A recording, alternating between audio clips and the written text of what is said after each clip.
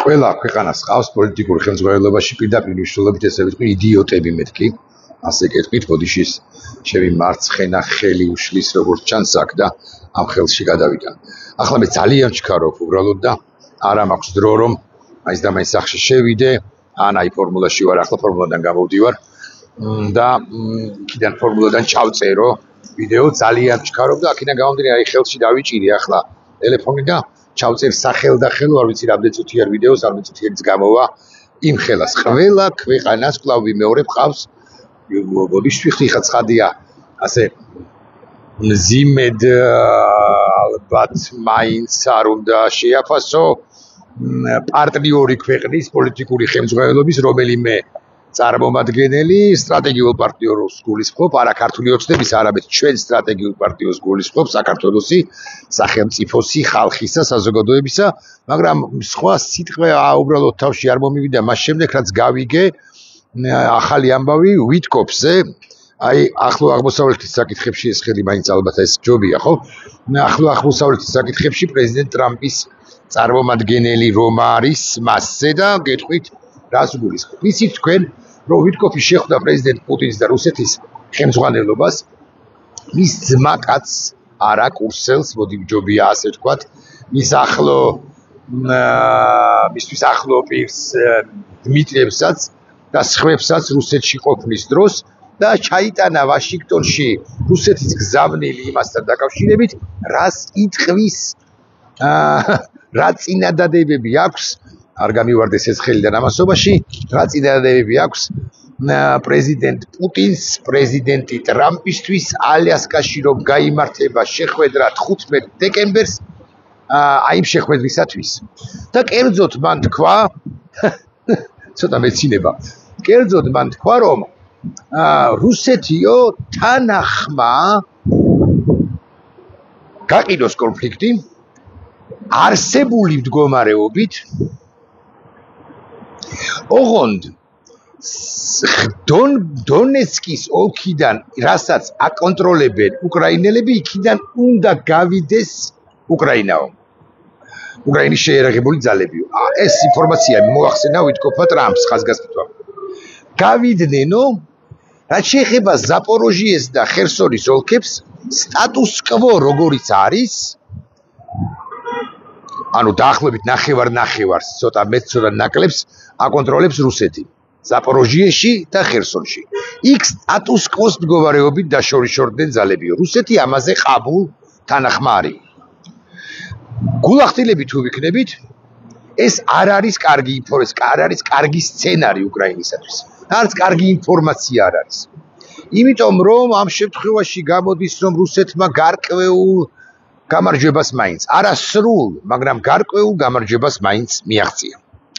ოთხშაბათს და ხუთშაბათს ვითკოფის შეთავაზების გამო ამას აღწერებს აქსიოსი.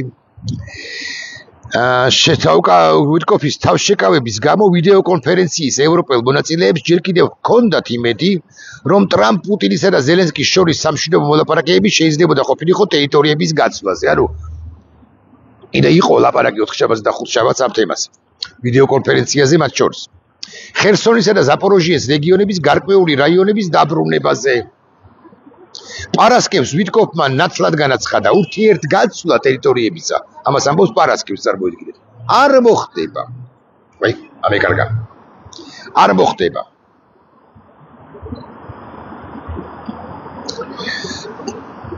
გადაეცით რუსეთს დონბასი ან მიმართავს უკრაინელებს, შემდეგ კი საბრძოლო მოქმედებების გაყინვა მოხდება. ეს არის ვითკოფისეული გეგმა, რომ არ შემოგვიჭრიდოს, ან შემოგვიჭრიდოს ამასობაში. ვითკოფისეული გეგმა საშინელი, პირდაპირ ვიტყვი, უკრაინისათვის.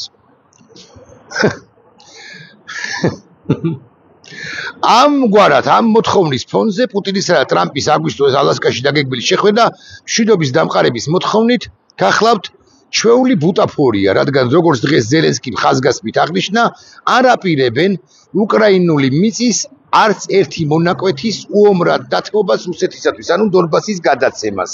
ესე პირდაპირ აჩუქეთო. დონბასიდან ჯარების გაყვანაზე სასაუბარიც კი სასაცილოა, მაგრამ ეს არის ერთი ინფორმაცია. მეორე ინფორმაცია არის, რა თქვა ამასობაში რუსეთმა. და რუსეთმა თქვა შემდეგი რამ. დონალდ ტრამპის სპეციალურმა წარმომადგენელმა სტივ ვიტკოფმა შესაძლოა არასწორად გაიგო პუტინის პოზიცია უკრაინის შესახებ ალასკაში დაგეგმილი მშვიდობის სამიტის წინასწარ მოლაპარაკებებზე. ანუ ვიტკოფს ცოტა ხო არ გაუბერიაო, მოსკოვიც კი ეუბნება, არა თუ ზელენსკი, რომელიც რასაკვირველია თანახმა არ არის, რომ დონბასის ნაწილი გადასცეს რუსეთს, არამედ მოსკოვიც კი ეუბნება ვიტკოფს, რომელმაც ინგლისური იცის, მაგრამ რუსული არ იცის, მოკლედ თავისი ინტერპრეტაციით ჩაიტანა ამბავი ვაშინგტონში.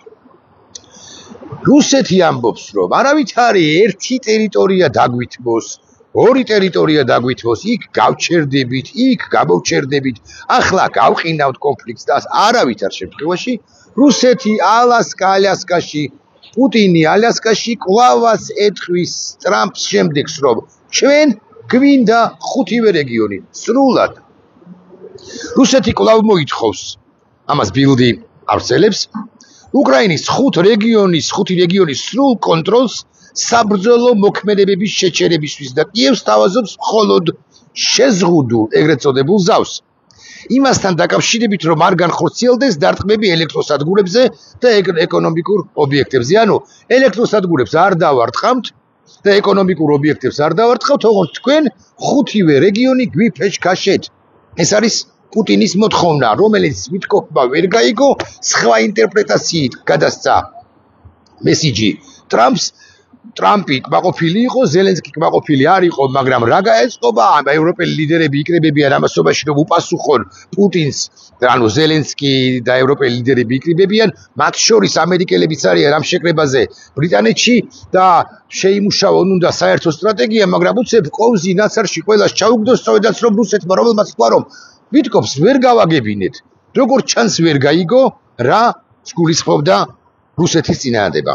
შეერთებული შტატების წინააღმდება იყო ომის გაყინვა ამჟამინდელ ხაზებზე, სანქციების უმეტესობის მოხსნის სანაცვლოდ, რაზეც მოსკოვი ამბობს უარს. დიახ, სანქციებს მოგიხსნით, მაგრამ აი ახლა რა მდგომარეობაშიც ხართ, დონბასის ნაწილი თქვენ, დონბასის მეორე ნაწილი უკრაინას, ხერსონის პატარა ნაწილი უკრაინას, ხერსონის დიდი ნაწილი რუსეთს, ზაპოროჟიე 50, ხერსონი 50-50-ზე და ზაპოროჟიე დაახლოებით 35-35-ზე 70-30-ზე რუსეთის სასარგებლოდ, აქ გავყინოთ და მოგიხსნით სანქციებს, ეუბნება შეერთებული შტატები პუტინს, მაგრამ პუტინი ამაზე თანახმა არ არის. პუტინი ამბობს, რომ სრულად მინდა ყველაფერი, იმიტომ რომ სპეციალური სამხედრო ოპერაცია არ ამოწურულა ბატონებო და ქალბატონებო. როგორც ჩანს, ვიტკოფმა რუსეთის მოთხოვნა უკრაინის მიერ ჯარების გაყვანის შესახებ შეცდომით გაიგო, აღიქვა, თითქოს ეს იყო რუსეთის შეთავაზება საკუთარი ჯარის გაყვანაზე, რამაც მედიაში გაუგებრობა გამოიწვია. საკუთარი ალბათ არასწორია, ეს იყო შეთავაზება უკრაინის ჯარის გაყვანაზე დამხოლოდ, რამაც მედიაში გაუგებრობა გამოიწვია, ალბათ ესე იქნება ზუსტი, ეს უნდა იყოს ზუსტი თარგმანი. მოკლედ ბატონებო, ვიტკოფმა არ ვიცი რამდენად, მაგრამ რუსეთმა ისევ არია ვიტკოფის დალაგებული. და მე როცა ვამბობ, რომ ყველა ქვეყანას ყავს, კარგით არ ვიხმარ ამ სიტყვას ვიდიოტები მეთქი, ხო პოლიტიკურ მაღალ წრეებში და ვიტკოფი აღარ ვიხმარ ამ სიტყვას, მაგრამ ვიტკოფი აშკარად ვერ ქაჩავს, ასე მაგალითად რუბიოსთან შედარებით, ხო? ეს ჯიუტი ფაქტია. ყველაფერი იწყება ახლა.